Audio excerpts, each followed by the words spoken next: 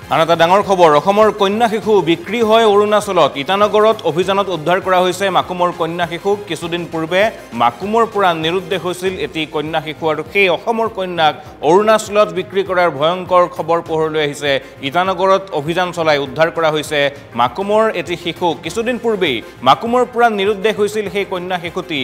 শিশুটি নিৰুদ্দেশ হোৱাৰ পিছতে চৌদিশে হাহাকাৰ লাগিছিল পৰিয়ালৰ লোকে বিভিন্ন প্ৰান্তত বিচাৰ খোচাৰ কৰিছিল কিন্তু কোনো সন্ধান লাভ কৰিবলৈ সক্ষম হোৱা নাছিল সেই শিশুটিৰ পৰৱৰ্তী সময়ত আৰক্ষীৰ সহায়ত ইটানগৰৰ পৰা উদ্ধাৰ কৰা হৈছে শিশুটিক পৰিয়ালৰ অভিযোগৰ ভিত্তিত শিশু বিচাৰি ইটানগৰত চলিছিল সেই অভিযান ঘটনাৰে জড়িত 7 অভিযুক্তক ইতিমধ্যেই গ্ৰেপ্তাৰ কৰিছে আৰক্ষীয়ে অসমৰ পৰা শিশু অপহৰণ কৰি নি বিক্ৰী কৰিছিল অৰুণাচলত শিশুটিৰ বিক্ৰী কাৰ্যত জড়িত আছিল পিতৃৰ লগতে মোমায়েক মাকুম আৰক্ষীৰ তৎপৰতাত সুকলমে উদ্ধাৰ কৰা হৈছে কন্যা শিশুটিক মাকুমৰ পৰা আহিছে এই খবৰ এবাৰ অসমৰ শিশুৰ কাৰণে এখন বজাৰ সৃষ্টি কৰা হৈছে অৰুণাচলত